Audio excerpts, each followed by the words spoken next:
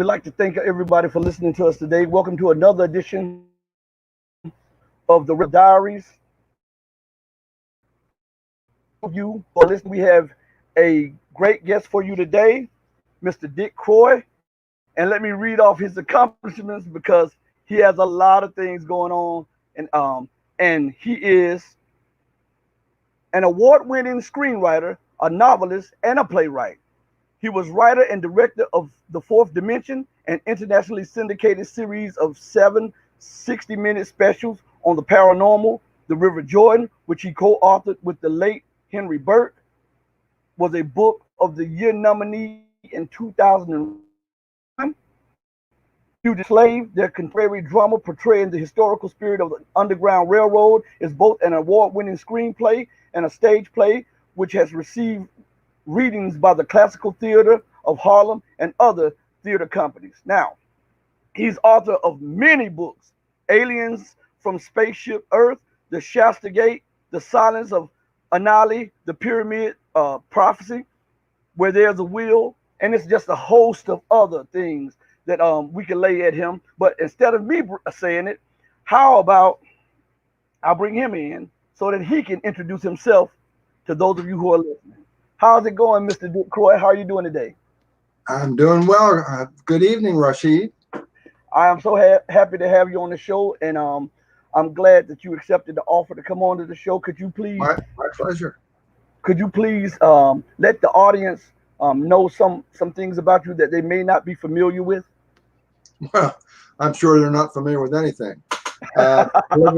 Live in Cincinnati with my wife, Joy, and I've all the things that you mentioned and the others that you alluded to. She has at least 50% of responsibility for, but she's choosing to stay off screen here and just watch. By the way, I couldn't we couldn't use the links that you gave us, so she's sitting right outside the room here, and that'll work fine.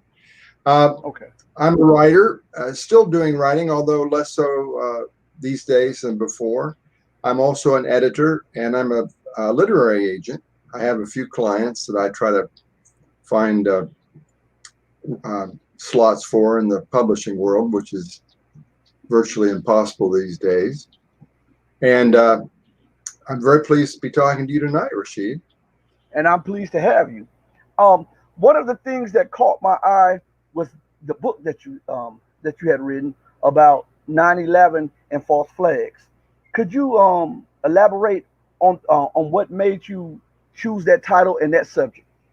I certainly would be glad to. Like, unfortunately, most of the people in our society, I was sleepwalking with regard to 9/11. I was shocked by it when it occurred, and then I had a life to live and work to do, etc., like everybody. And it wasn't until about 2004 that a friend of mine, who I knew very well in LA, emailed me and said, 9/11 was an inside job. And it really pissed me off. I said, Jesus Christ, Sharon, you've never, I didn't say this to her. This is what I said to my wife afterwards. I said, she's never even read a newspaper in her life. She later corrected me and said she does occasionally. And she's laying this weird thing on me. And she said, well, watch this video I'm going to send you. It's called Loose Change. Yes. And keep an open mind. So I watched it. It was a little bit roughly made, but it was kind of an eye-opener. But nevertheless, I was still of the mindset that this was ridiculous. But I couldn't get it off my mind. And to make a long story short, gradually I began picking away at Google and trying to see what I could find. And eventually I realized I'd broken through to a whole realm of conspiracy theory. And actually, I was rather frightened. I when that happened, I thought Big Brother was going to be looking at me just like you're looking at me there.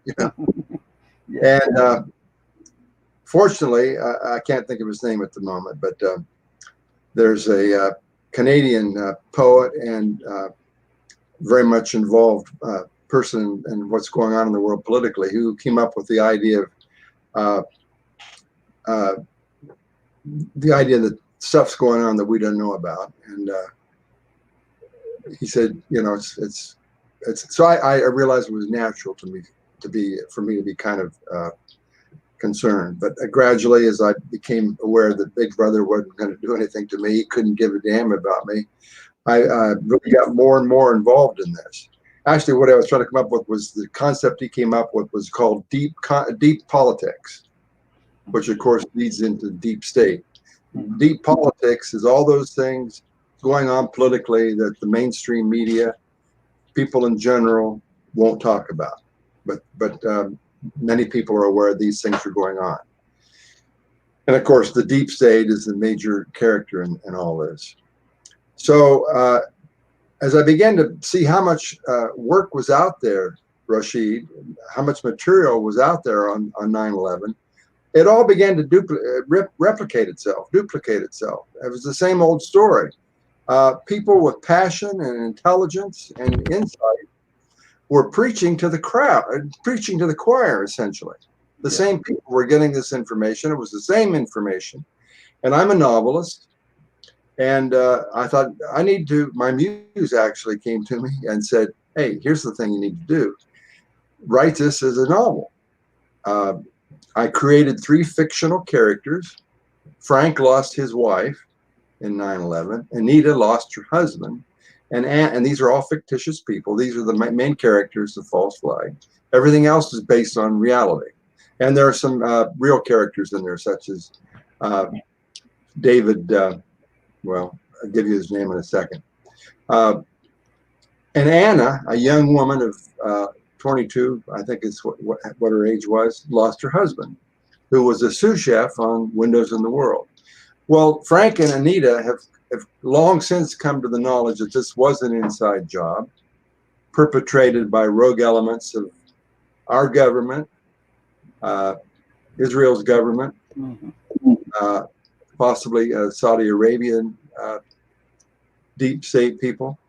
But Anna is still assuming that the problem is over and done with, that the 9/11 Commission solved it. And so the whole point of the way I approached it, Rashid, is that for people that don't even begin to believe or don't quite believe that this was an inside job, Anna, if they use Anna as their character, Frank and Anita take her through the painful process of learning what really happened. She doesn't want to know. Her family doesn't want her to believe this stuff. And in a story concept, you can do this a lot better than you can in the nonfiction, because you're with Anna as she struggles to come to grips with it. And I'm hoping the whole point of doing it this way is that the reader will, in Anna's footsteps, take the same painful journey she takes, and with Frank and Anita helping her learn what happened. David Ray Griffin actually appears. I sent the manuscript to David Ray Griffin at one point. He actually appears in the novel as giving his miracle speech, which he did. All the different miracles that had to have occurred for 9/11 to have happened the way the official narrative says it happened. All the scientific miracles that would have had to happen for it to happen the way the official narrative goes. Mm-hmm. And in the story, I have her at a conference with Frank, listening to David Ray Griffin give this presentation, and ending with the fact that Building 7, which most people don't even know about, fell just like the World Trade Centers 1 and 2 fell, and it's in their own footsteps, footprints, at virtual free fall speed. But the problem is no planes ran into Building 7. There were some minor fires in there. There was some minor debris that hit it from the Twin Towers, but it was ludicrous. It was obvious a controlled demolition. Yes. And then you go back and say, well, wait a minute, that's exactly the way Building 1 and 2 fell, the North and South Towers. So what's going on here? Well, of course, people don't want to deal with that. They don't want to listen to it. But in the story, Anna sits there, and she has to leave. She says, Frank, I can't take any more of this. And she goes out and takes a taxi. But gradually, Frank keeps bringing her along, and hopefully the reader comes along with her.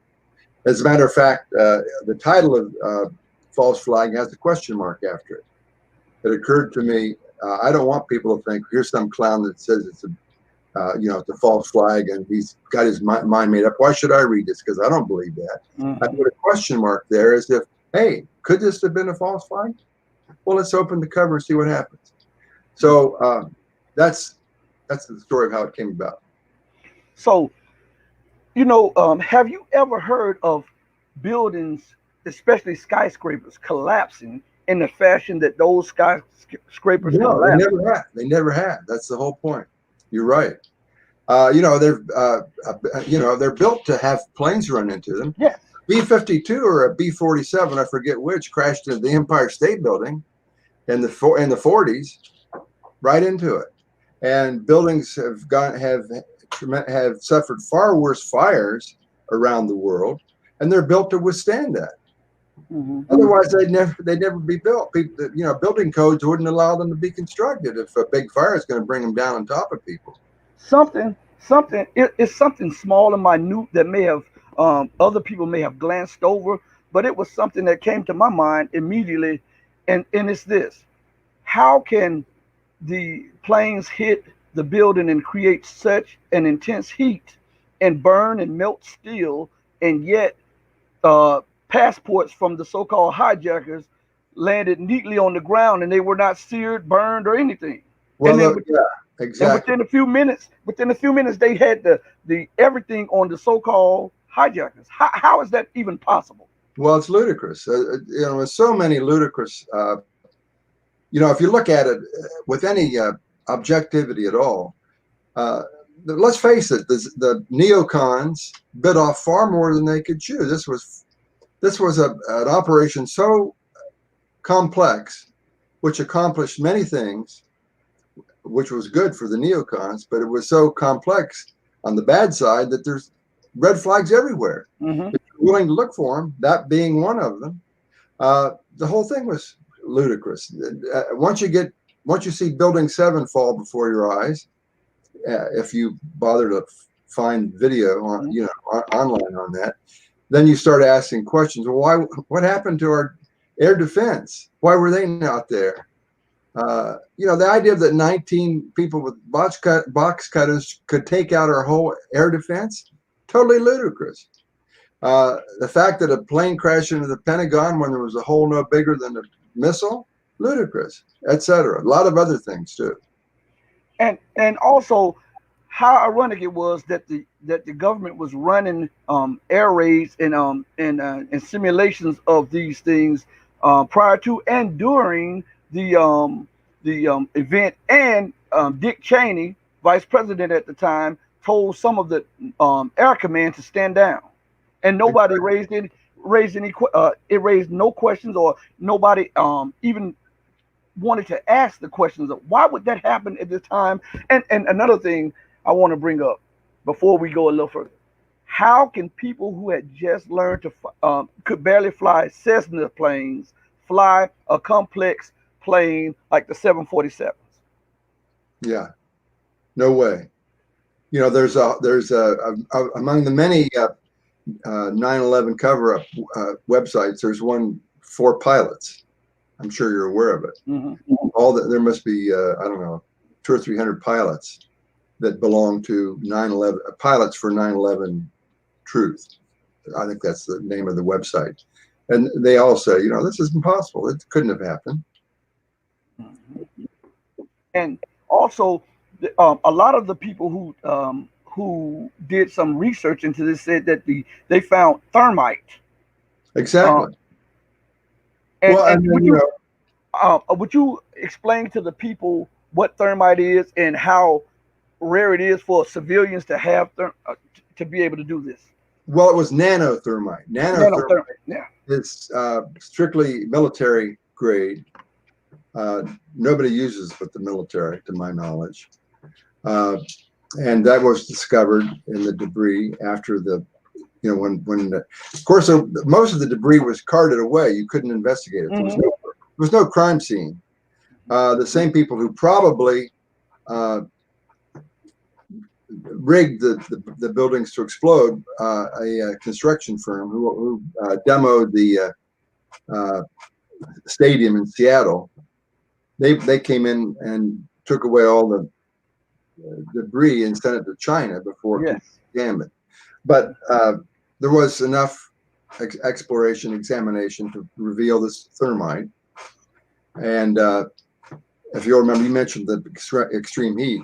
There was not enough heat in the fires in the building to melt steel. David Ray Griffin made that point when he did his miracles talk, and I wrote that into the novel. And yet, thanks to the nanothermite, there was boiling magma underneath the in the foundations of the buildings for months. Firemen couldn't, as they were trying to clean up down there, and not just the firemen, but the people were trying to clean up the debris, had to be very careful, because this was like walking in magma from a volcano, and nothing could have done that but nanothermite. Except, well, what about? There are theories that there was a nuclear, there were nuclear weapons involved, and Judy Wood, who has been ridiculed by a lot of 9/11 truthers, and I think for the wrong reason, it claims that there was a directed energy weapon used beyond nuclear.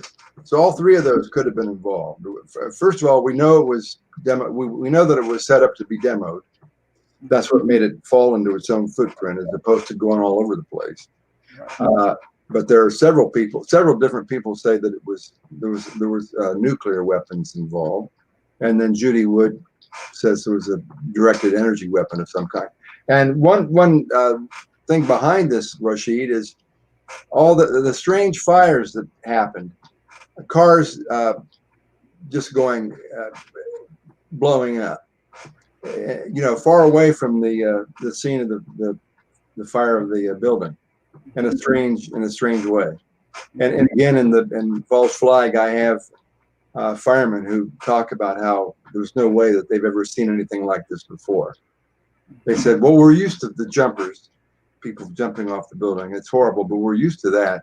We're not used to seeing these hulks of burned out cars that have no explanation for how they got that way." Well, also, what about the communications in between that time? Because I know it was a lot of communications going on between the people who were the 911 responders, and a lot of them were saying they had a different story than the official story, because those on the ground in there were saying that they were putting out fires, and before you know it, more explosions out of the blue came.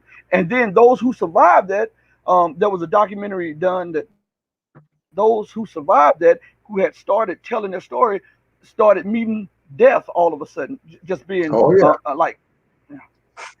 first responders. There's a website devoted to them as well. First responders for 9/11 Truth, and if they're not being taken out by the deep state, they're being taken out by cancer and all sorts of illnesses that they got. And of course, not just the first responders, but everybody connected with cleaning up the debris and everything else.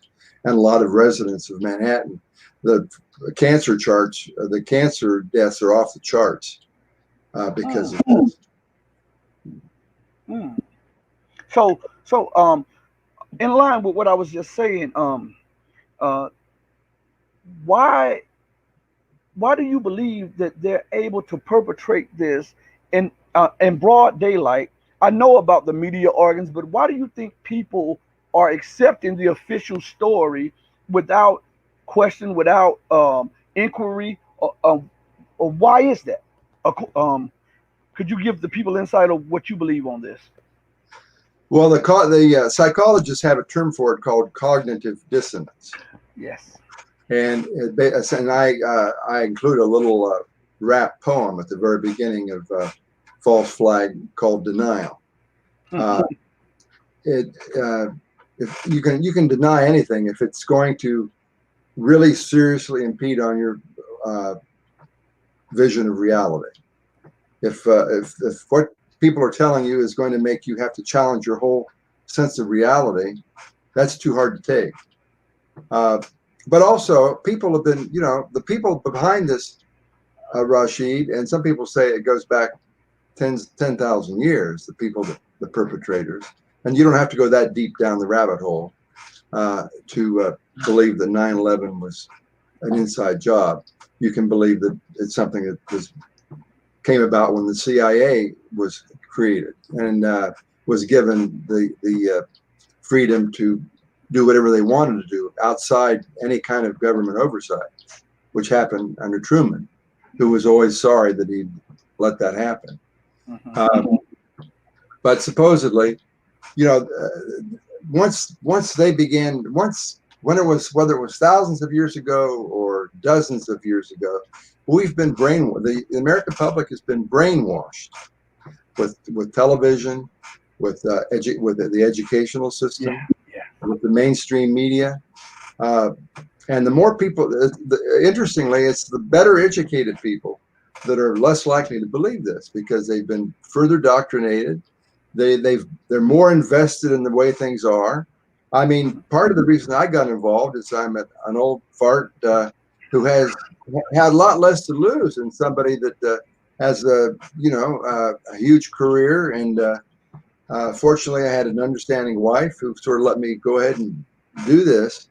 A lot of people would have been in a bind. They would have not been able to get out and say, well, I don't have any firm beliefs about this. I'm open to it.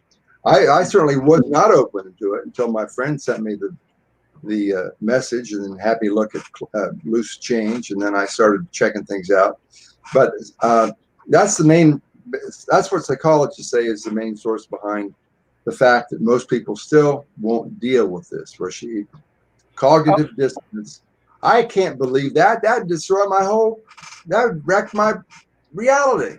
In fact, one friend Sharon sent this to, like me, said, thanks for ruining my life. Well, look, could you comment? I've heard reports on that in the 9/11 demolitions, a lot of gold was removed. Right. And also that we were in the midst of an economic meltdown. That's right. Supposedly in the basement of one of the towers, I forget which one, there was gold stored there, and supposedly there were. I'm not going to try to get into this on the air here because I'll blow it. But if your viewers want to read the novel, they'll get a very careful explanation of the bonds that were supposed to come due the very next day. Yes. And it was fortunate that the government didn't have to pony up those bonds because, force majeure or whatever it was, they just disappeared. Lots of gold was supposed to be behind these bonds that were supposed to come due. And what else was I going to say? Oh, then there was when Building 7 went down, there was all kinds of records on malfeasance that disappeared in that fire. Mm-hmm. And didn't the guy Silverstein, or didn't he take one of the owners of one of the towers? Didn't he take out a massive insurance policy prior to? And one of the buildings also housed CIA and FBI quarters. And didn't Silverstein take out a massive insurance policy? He sure did. Okay. And he got double indemnity on it. There were two buildings, 2 attacks. So he got God knows what it was. He only owned Building 7 initially. Mm-hmm. But right before the attacks, all of a sudden he had insurance on the Twin Towers. And he's recorded, I'm sure you're aware of this, as saying, well, we had to pull it, talking about Building 7. Yeah. And then all kinds of BS about, well, what he really meant was blah, blah, blah. Well, it was obviously what he meant. He just forgot who he was talking to, forgot he was in front of a camera. Mm-hmm. He said, yeah, we had to pull it, meaning we had to let the demolition proceed. Would save lives that way rather than waiting until later and maybe having a few people killed. And can I want to bring something, because I want your take on this. Why don't anyone question why all of those important offices They had finance offices, they had intelligence offices. They even George Bush's brother had an office in one of the buildings. Why does no one ask the question of why all of those important people took a leave of absence leading up to and right at 9/11? Right. Well, of course, some people do ask that question, but mainstream media doesn't. That would not do their. Let me make it very clear. I believe the mainstream media is they're the spokespeople for the deep state. I believe that very strongly, and they're not going to say anything that counteracts the official story. Dan Rather tried to, and he got fired for it. Yeah, I remember that. And also, you and I, we were talking behind the scenes, and we were talking about 9/11 and false flags, and you brought up something to me. You said, and most people don't even realize that there are multiple false flags taking place and that are underway, and they don't even think about it. Yeah, that's the thing that I think people like myself are guilty of not being more imaginative. I'm always talking about 9/11, 9/11, and people say, "Hey, that's ancient history, man.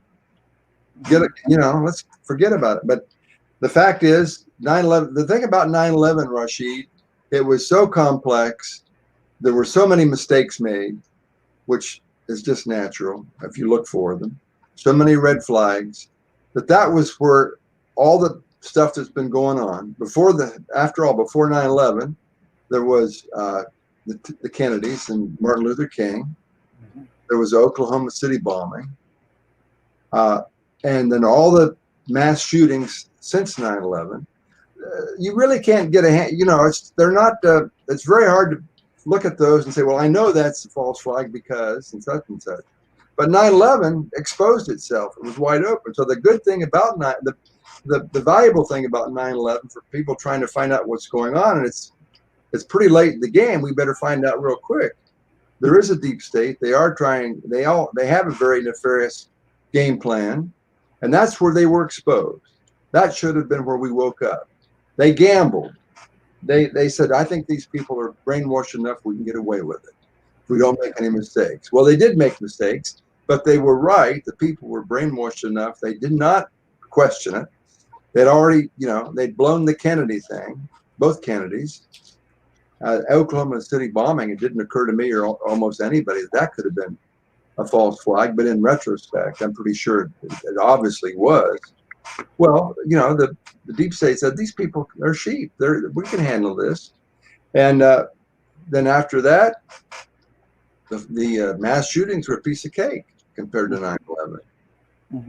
And, they're almost in all of those, the first people to be interviewed right after the event talk about multiple shooters, which quickly gets deleted from the story, especially Las Vegas. Las Vegas, there were supposedly shots coming from all over the place, maybe drones, certainly from high rooms in the surrounding skyscrapers.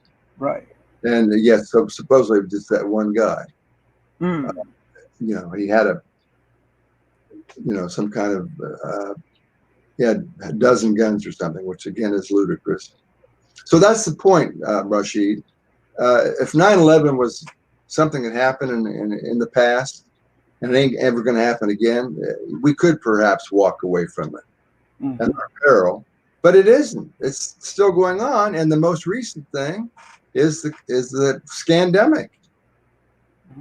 There are a lot of different theories about why that is going on right now, and I'm not going to get into that because I won't do a very good job of presenting it. But there's plenty of stuff online, Rashid, where people can, if they make any effort at all, they can find out how doctors and nurses are the ones saying this isn't what they're saying it is. We know that hospitals are paid enormous funds for every COVID-19 death that they report, and they have to, because they're losing money hand over fist because there's no business going on, no surgeries, none of the stuff that hospitals usually have to do to pay their rent and pay their people. So they're getting reimbursed for imaginary COVID-19 deaths. Now I want to walk back a little bit to 9/11 and then we'll walk it back forward some more back to this COVID-19 thing. All right. Why do you think Fox News censored the story that they had reported, and nobody caught it about the dancing Israelis? And when they were caught, they were saying that they were there to document a huge event that was under that. How would they have foreknowledge of 9/11 if they were just there to document it? Well, exactly. The dancing Israelis. They were told, hey, you're not going to report this. You want to stay on the air? You want to stay alive? Because you know, we often hear about, especially in mainstream media, about when we know that the Saudis are corrupt, but we hear the Saudis were responsible for 9/11, but we never hear the involvement of Israel. And go ahead. There's an excellent book called, I forget the exact title, but it pins everything on 9/11. It's extremely well documented. Hopefully before the end of our talk here, I'll think who the author is, because it's the best thing on. You know, he doesn't pull any punches. He blames it all on Israel. Mm-hmm. But lately, people are tying Saudi Arabia in, because Saudi Arabia, the people behind the scenes in both Israel and Saudi Arabia get along fine. Mm-hmm. The fact that the Arabs and the Israelis are at each other's throats doesn't stop that cooperation behind the scenes. And let me make a point for the viewers here. For those of you who are listening and watching, and who will be listening and watching, let me make a point. Through my studies, I have found that the House of Saud are actually a Jewish people, and they were installed by the British, the Americans, and the French in Arabia. So, to your point, this is why they get along real well, because they're working for one main goal together. Now you can finish. Exactly.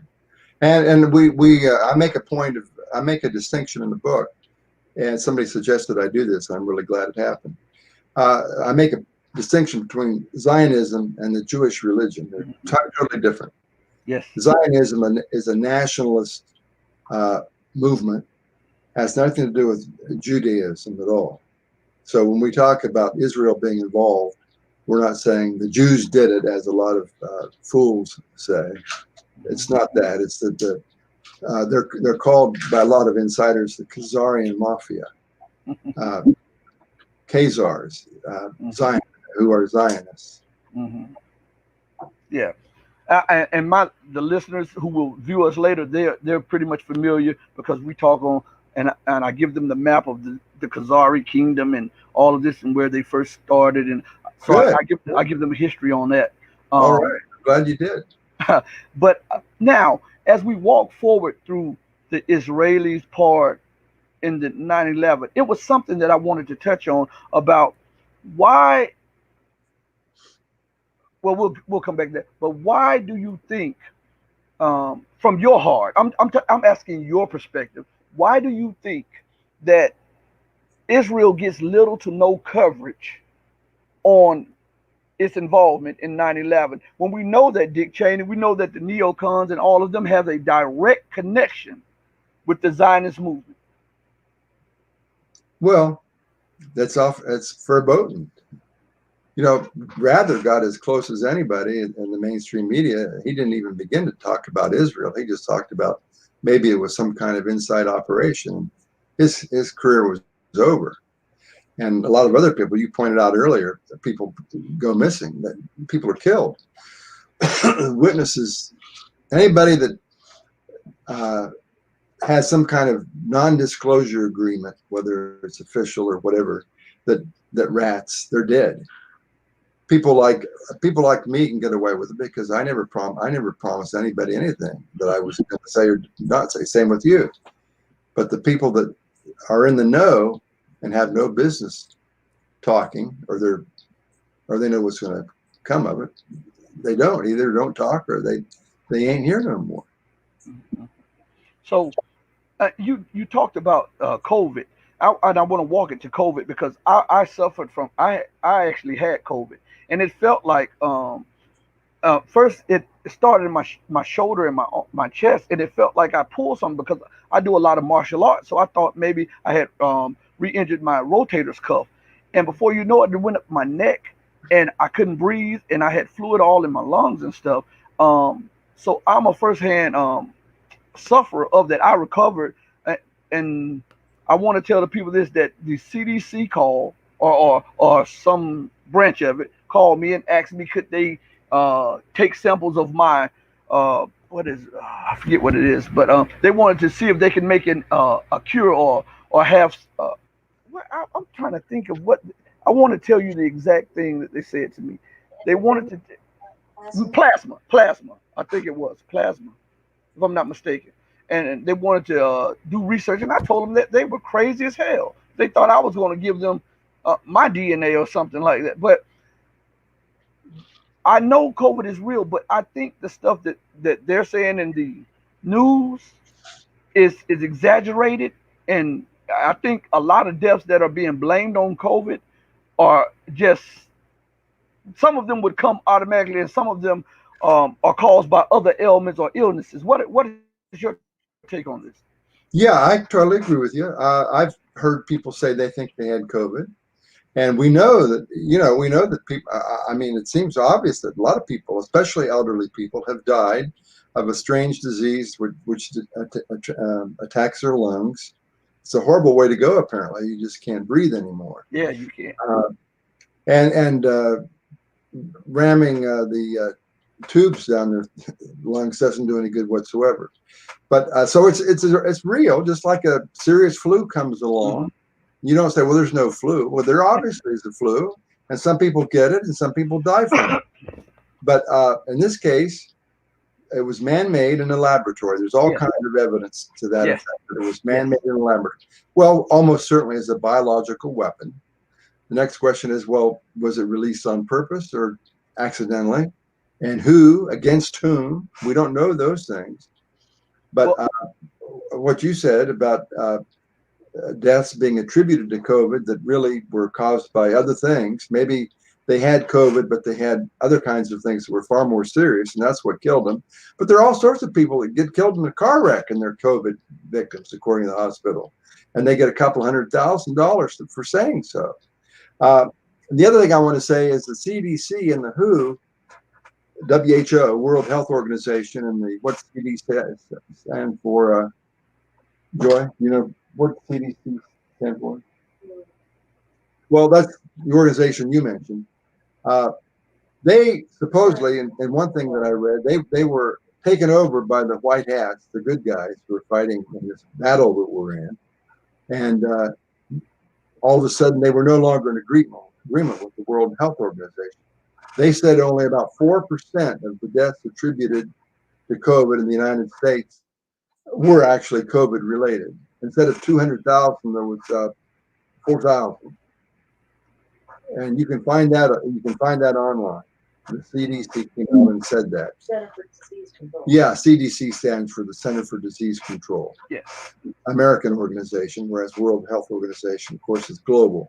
And they were in lockstep on this, and all of a sudden the CDC said, no. Only 4% of these deaths that are attributed to COVID are really COVID related. 4,000 instead of 200,000.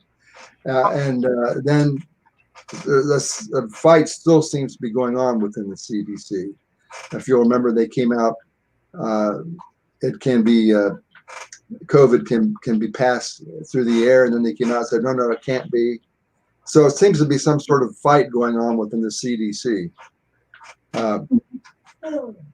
Well, I did when it was first when the news first broke on COVID, I did a show, and because some of my sources who were close to the situation told me that because they were saying that it originated in Wuhan, and my sources said that is not where it originated from. It was in a bio lab, and later on we find out that it was in a bio lab, and also my sources told me that it was released during what most people don't get. There was an international military drill in Wuhan at the time, and at the time there were a lot of U.S. soldiers at the markets that they visited the markets in Wuhan, and the Chinese were saying that this was long before it ever made it to the Western press. They were saying that they believed that this was a bio attack by Western countries, but they would not at the time specifically called out America. And now we find out that there was a strand of COVID virus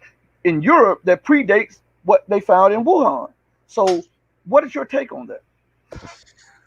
Well, there's a couple of different stories. For a while, they supposedly another thing that should be introduced here, Rashid, is 5G. You know, 5G is supposedly going to save us. You know, be such a great thing for the internet and allow us to do all kinds of stuff. But it's there are other people saying it's a very dangerous weapon. Whether it's meant to be a weapon or not, it's very dangerous, and they're going to try to stop 5G from being introduced as the next speed in the internet. Mm-hmm. And it was introduced in Wuhan. That was the trial city that the Chinese decided to introduce 5G into, whether deliberately or accidentally. And a lot of people attribute the deaths in Wuhan to the 5G. Almost certainly it was not caused by the bats and the creatures down in the markets nearby. Mm-hmm. The biolabs you're talking about were in Wuhan. They were financed by the United States. Bill Gates and Fauci are investors in that. Those labs were in Wuhan and other labs in China. So even if it broke out in China, a lot of people are saying China wasn't to blame for that at all. Mm-hmm. There's a defector from China right now in the United States. You may have heard about her, mm-hmm. Claiming that that this was all set up in the labs as a deliberate bioweapon. Well, I know that the Russians had been warning the world for the longest, and they were talking about, and this had been going on for the last few years, about all of the biolabs that America has on borders with China, Pakistan, and Russia, and former Soviet republics. And they were saying that America was not being forthcoming with her information on these biolabs, but the Russian intelligence picked it up, and in one meeting they brought this to the attention of the U.S. and they said that the U.S. was not being forthcoming with them on these things, and it could trigger a possible war if a mistake happened. I wasn't aware that Russia had brought that to the attention of the powers that be, but I'm not surprised. Mm-hmm. It was a matter of time. Even if it wasn't intentional, it's a matter of time when you start playing with these things that they're going to cause problems, catastrophe. So what do you think? Seriously, I have to talk because we're on this line of talking, and why do you think that America feels that she's entitled to go around the world and dictate to people and to also threaten everybody if they don't bow to her? Don't ask me. We're about to suffer the big K, as I was telling my friend online today. The very same person that sent me the initial heads up on 9/11. Mm-hmm. I pointed out to her that, hey, we're COVID-19 is karma, and we're about to get it. Whether you're a bad guy or just clueless.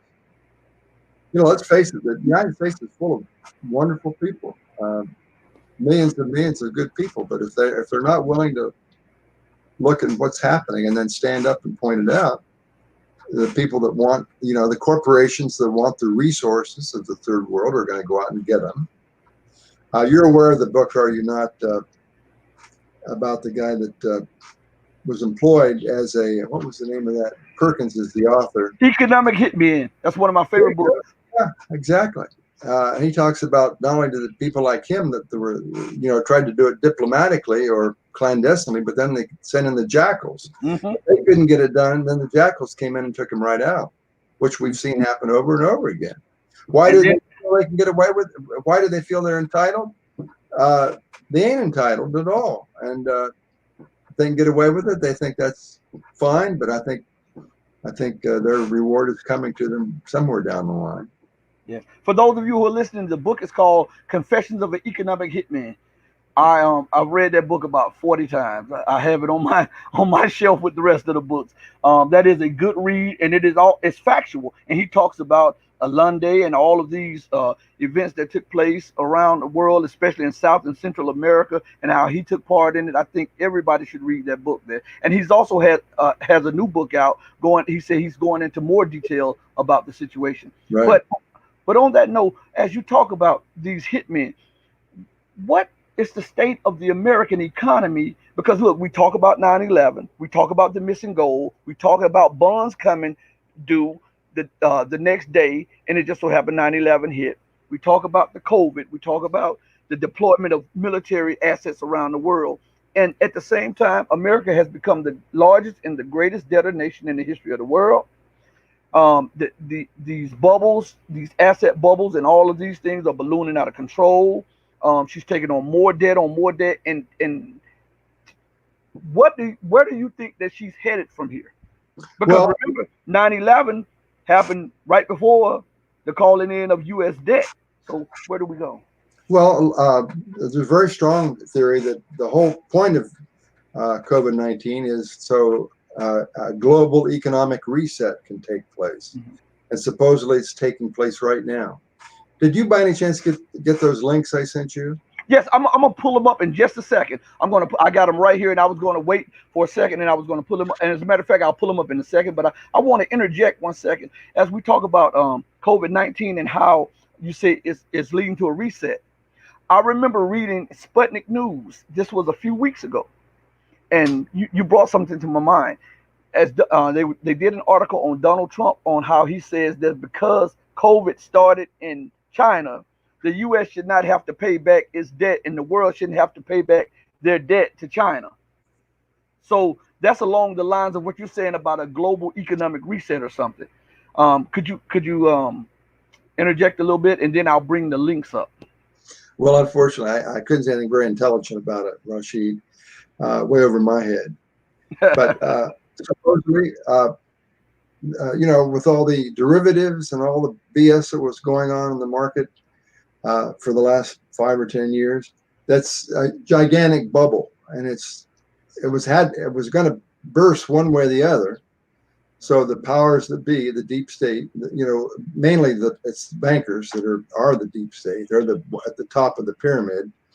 They're going to have to create a global reset, and they're not doing this. There's a lot of competition about how it's going to be. Some parties want it to be one way or another, and some want it to be no. The West gets to have this and whatever. So it's not like it's a unified process. It's a big fight, and while that's going on, there has to be distraction. And COVID-19 was a way to destroy the economy. That's the excuse, It didn't. Oh, our economic reset didn't cause this. COVID-19 did it. Mm-hmm. So that's about as intelligent as I can get, which isn't very. But there's certainly plenty of information on the internet about that. And that one link I sent you was a really fascinating interview that Carrie Cassidy of Project Camelot did with Charlie Ward. There you go. I recommend to your readers, if they're interested in this, to catch that interview. Charlie Ward is supposedly, and I believe him, he's a guy that has a crew of bodyguards around him, and he moves millions and millions of dollars in currency, not just digital, something. He's actually like a Brinks truck, moving millions of dollars from one government to another, from one oligarch to another oligarch. And Carrie Cassidy is interviewing him, and it's fascinating, his behind the scenes viewpoint of what's exactly going on with regard to COVID and the world financial reset. Quantum financial system is the new system, and what little is discussed on that in specifics is much better than I can provide. So do you think in this reset or collapse, as we have it, economic collapse, how do you think the transition will take place? Do you think that there will be the outbreak of massive hostilities across the United States itself, because we see bubbling tensions all across the country and global war? How do you, from your perspective, I'm asking you your perspective on this. How do you Oh, see things out? yeah, I think there's going to be, people will be, already people are being totally wiped out by this. And they're not going to, hopefully they won't take it. Hopefully they will fight one way or another. The whole system, like you said, the United States thinks it can do anything it wants. It's wiped out hundreds of millions of people worldwide, and so it's come back around, and it won't be just the United States that's going to have problems. I mean, it's going on all over the world.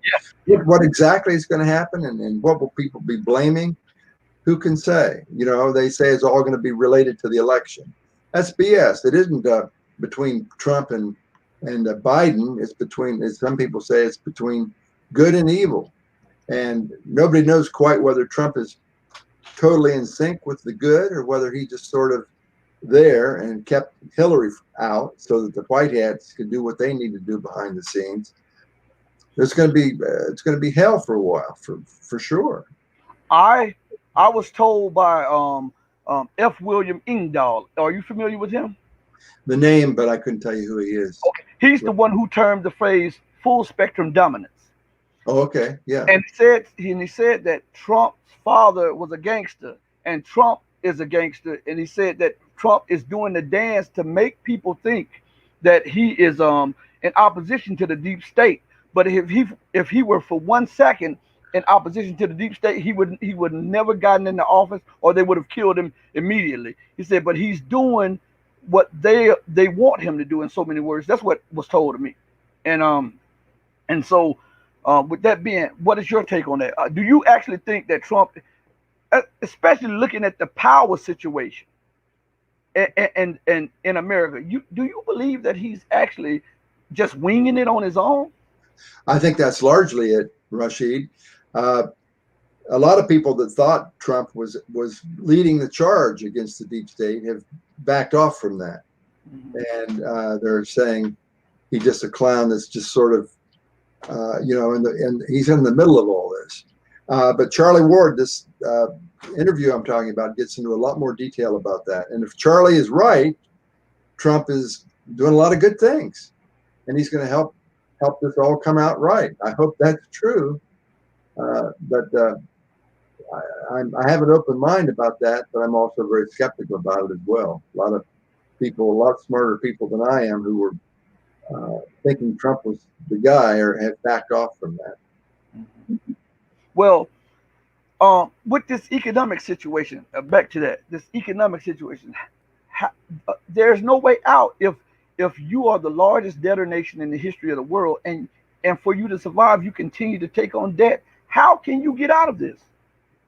Well, that's what this is all about. It's not just the United States. The United States has its problems, but all the other nations do as well. China's in deep trouble financially. Mm-hmm. Russia is.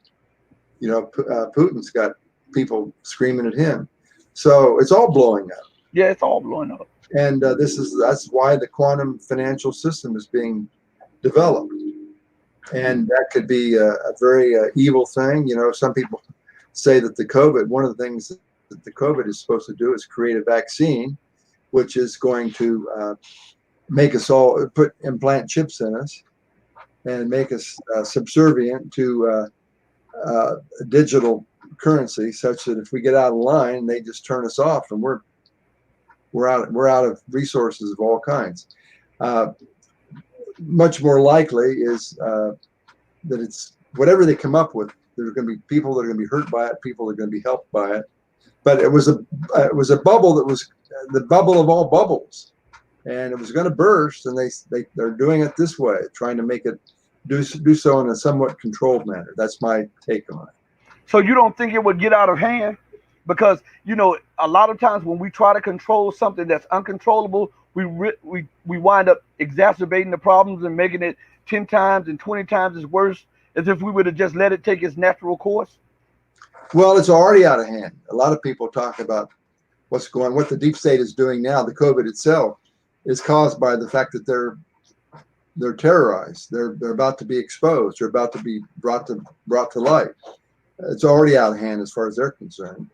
And this is their dying throes, trying to avoid the worst. So it's already out of hand. Just like 9/11, it didn't. 9/11 accomplished what they wanted it to, but it was a mess that left all kinds of red flags. Mm-hmm. So go ahead. I'm sorry. I was going to say, so with, I'm trying to understand, like, with the economic situation, because when these economies collapse, because they are going to collapse, we're going to have a collapse, and when these currencies collapse, how can America?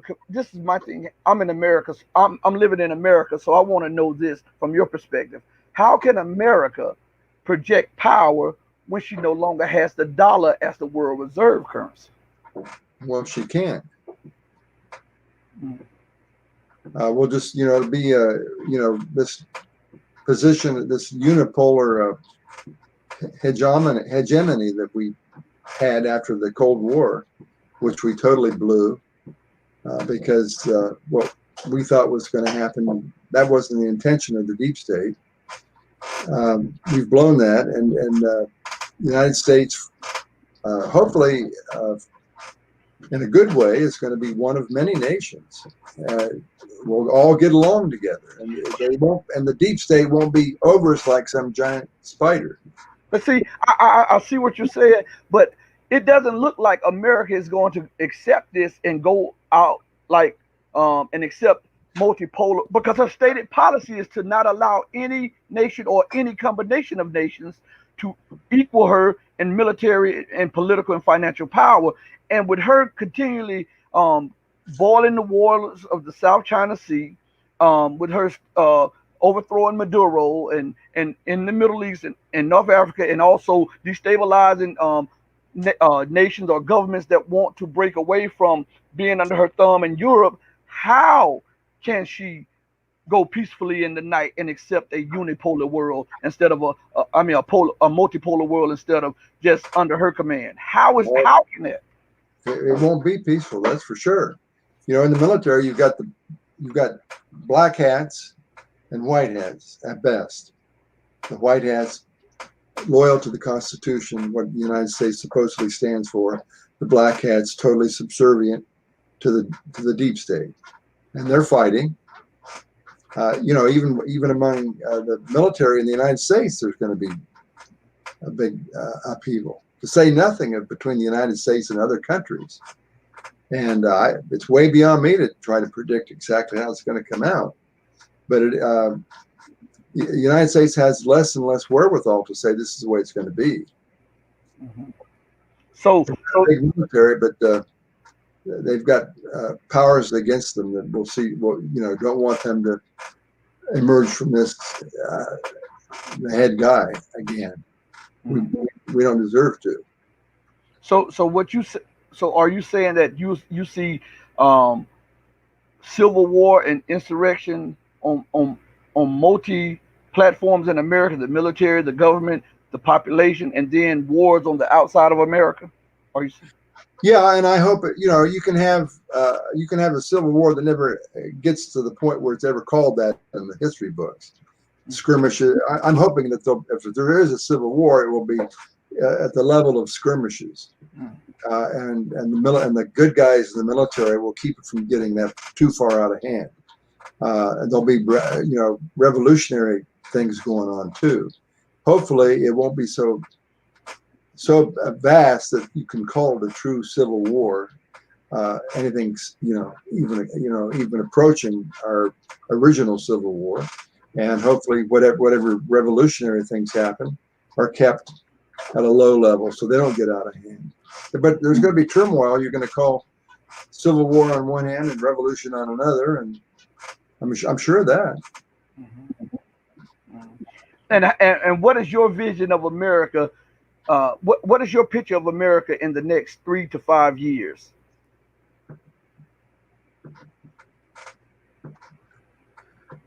I have no idea. I'd be lying to you if I said I did. I have I've had my hopes. I have 3 daughters. My wife has 2 daughters. We have grandkids. It's really for them and the future generation. I'm an Aquarius, and supposedly we care about the future. And I think to some extent that's true of me. I hope that in the long term, some people say that in fact, I'm glad you brought that up. I wanted to emphasize when I started clear back in around 2004, 2005, started following on the internet what was going on with 9/11 and learning about 9/11, and essentially earning an unofficial PhD in 9/11, complete with several dissertations, plays, screenplays, the false flag novella. I also began hearing all this stuff about spiritual movement. I found as much on there about spiritual activity as I did about 9/11 related activity.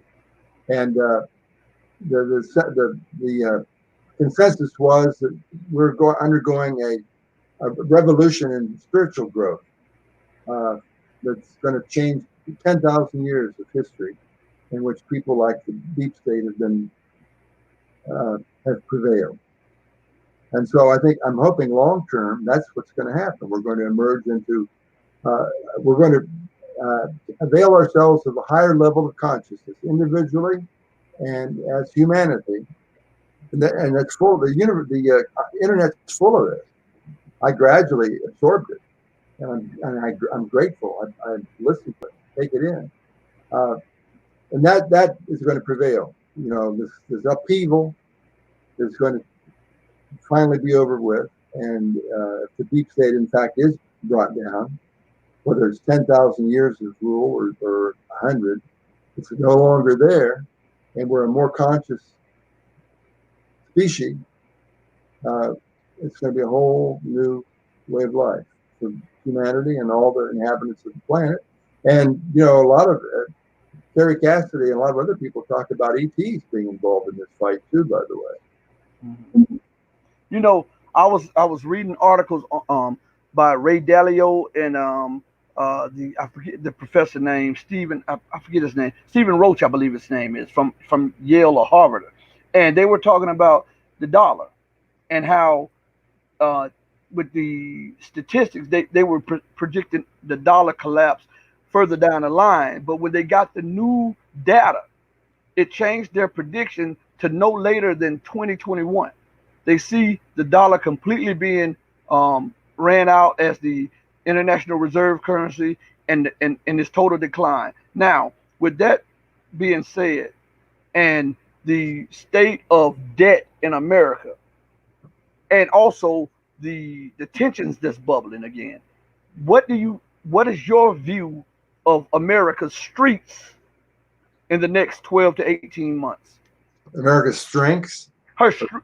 In the street, in her streets. Well, that's the next 12 months. That's going to be turmoil at best. I'd rather use that word than anything more violent. Turmoil for sure. You can't make the kind of move that we're talking about overnight. If the kind of evolutionary change takes place that the internet has been talking about with regard to bringing humanity to a higher level of consciousness, there's no way that's going to happen in the next year or so. It's going to just gradually happen. So I think it's going to be a dangerous place for almost most places in the world. It's going to be dangerous for a while. Yeah. And Jim Rogers, in closing, because you gave us a lot of your time and we really, really appreciate this. And we would love to have you back on the show. But Jim Rogers, the billionaire investor, says that he sees nothing but pain coming to America and around the globe, but specifically America, because she has enjoyed the status as the world hegemon, and she has had the international currency for pretty much most of the 20th century. We're in the 21st century, and he says that you better be prepared for what is coming because it will be bad. And one stock market investor by the name of Gregory Mannarino says that it will be biblical and it will be Mad Max like. What is your take on that? Well, Before we go. like I said, I'll say it's going to be a lot of turmoil, but yeah, I think you're right. My wife and I have done a little bit towards prepping, but we don't know what all to do, frankly. Um, it's going to be, I hope it's not biblical, or if it is biblical, it's going to be so in a positive sense. No question. And before we run out of time, I want to thank you, Rashid, for having me on here. It was a surprise to have you get in touch with me and ask me to come. I tried to get a little better prepared than it indicates that I am. But you gave me a chance to talk about what I do know a little bit about, and I appreciate that. Yes, sir. And we really appreciate you coming on and sharing your views with the people. And for those of you who are listening, we're gonna be leaving this queue shortly, and my co-host from the other Red Pill Diary show, he and I will be coming right back on in a few minutes after that to do a follow-up show. Thank you, Mr. Dick Croy, for coming on, and we look forward to having you back on again. Thanks, Rashid. You might put the link up on how to get False Flag on scribe.com and remind your viewers it's totally free. There's no charge for it. I will do that. And thank you for reminding me. I was thinking about it, but we got into this good conversation and it slipped my mind. But I will definitely do that. You and your wife, you have a wonderful evening, and thank you again. Thank you. Good night. All right. Good night. Now, for those of you who are listening to the show, Rashid and I will be right back. You got to give us a few minutes because we don't know how this thing works. Okay, we're about to close out on this show, and we'll try to come back just freestyle show. So on that note, let me say to you, listen to this.